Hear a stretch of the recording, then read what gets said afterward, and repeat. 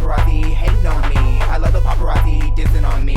They just trying to goop me tough. I love the paparazzi following me. I love the... Hey, what's up, everybody?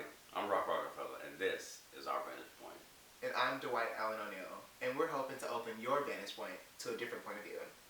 Today, we're talking about a more serious subject. We're actually discussing suicide.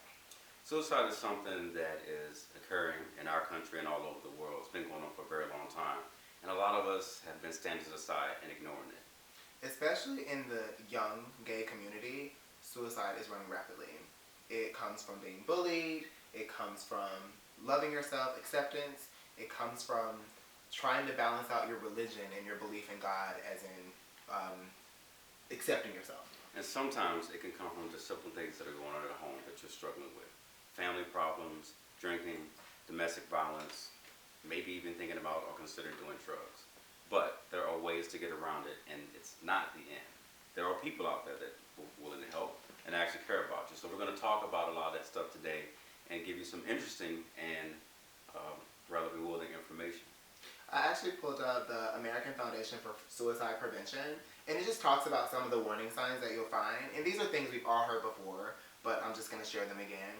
Talk. If a person talks about killing themselves, having a reason to live, being a burden to others, feeling trapped, unbearable, these are things that actually are major call-outs for someone that may be thinking of suicide. Behavior, increase of drugs and alcohol use, isolating themselves from family, overly aggressive. If their mood is changed or finding that they're depressed, not eating, lost interest in things they love, or rage, these are all things that if you're noticing in someone that might be a cry out for help. Definitely something you need to pay attention to. I also got some facts, and I think that one of the best sites I'll be able to visit, we'll talk more about, is called the trevorproject.org. It says that suicide is the second leading cause of death among young people ages 10 to 24. Youth who come from highly rejected families are 8.4 times as likely to have attempted suicide as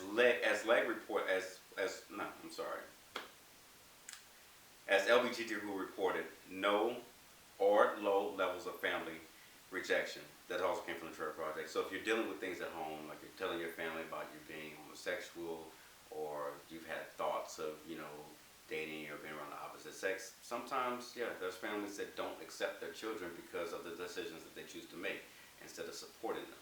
Yeah, it's really sad. One story I think about is, I remember in 2009 when the young boy, Carl Joseph Hoover, actually killed himself. I remember seeing this kid because he played baseball and t-ball, and the kids picked on him because he was more effeminate. I'm not going to sit here and say he was gay. He's a kid. You don't know. But because he was more effeminate than some of the other boys, the kids picked on him, and he actually hung himself. And I remember seeing that story, and I thought about myself because when I was a little kid, I played baseball. They actually used to call me the strikeout queen. Shouts out to those individuals that would do that. But I really felt like when I was going through the every night of praying, God, don't make me this way, when I heard this story, I cried, Rock, for like 4 hours over this kid because I totally knew how it felt to be picked on for the way that you are that you can't help.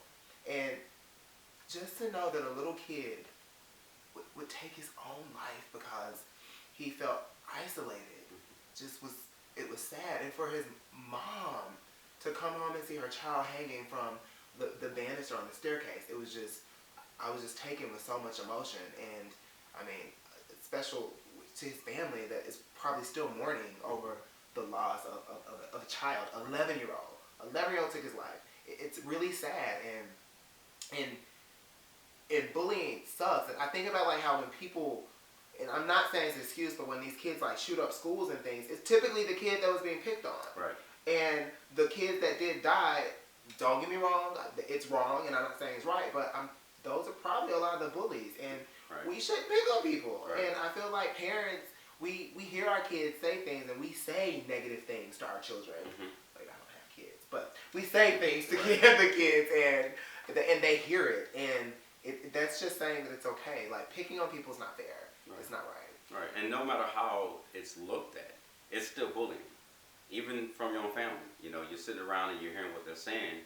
it's like, wow, that's really a slap in the face because now I'm feeling bullied by my family. I can't come out to them and tell them anything, so they're left to deal with that by themselves. And what a lot of people don't realize is that those type of thoughts and those type of feelings build up, and you can cause your child, or even a friend. You could be doing to a friend and not even know it to cause them to go into like post-traumatic stress because it's something, an event in their life that they're having with. And I don't know if I ever talked to you about it. I know a lot of people that don't know is that I myself, when I tell people you're not alone, I suffer from post-traumatic stress syndrome.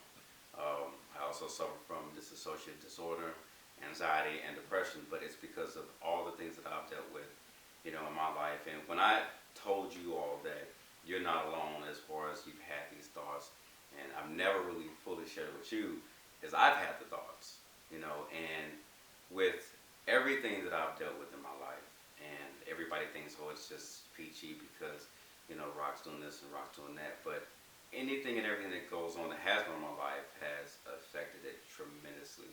And I'm dealing with it. I've had thoughts to kill myself, but I love myself too much. And it's not a thing of you saying that you don't, but it's the way that your mind works. The mind is a piece of art, but at the same time, if there's people around you and they don't know what you're dealing with, they don't understand because you can't talk to everybody.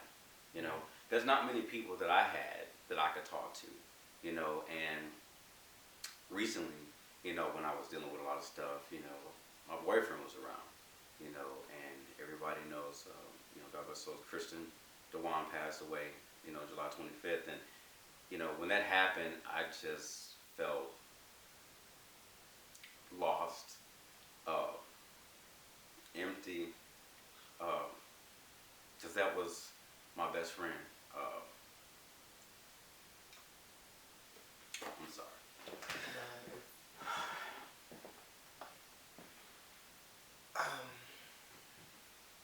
Wow, Rock is being very, very transparent right now, and you're not alone.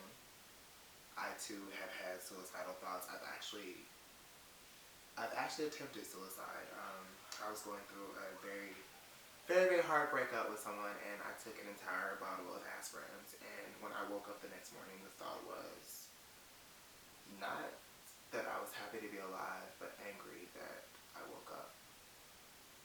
And in that moment, I realized that I didn't love myself fully.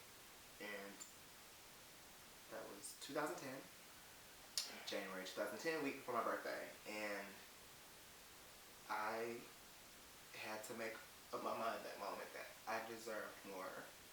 I called the National Suicide Prevention Lifeline, and I spoke to somebody. And through prayer and through really connecting with Dwight, I was able to I think be the person that I'm going to be every day. I've lost friends to suicide. It's tough. No, it's totally fine. But just know that you're not alone. So if you are having suicidal thoughts, please know that there is help out there. Like, don't do it. I know it seems like people say, "Oh, you're a coward to do that," but I don't think you're a coward. You have to be pretty damn brave to take your own life. But know that it's other options, and it gets better.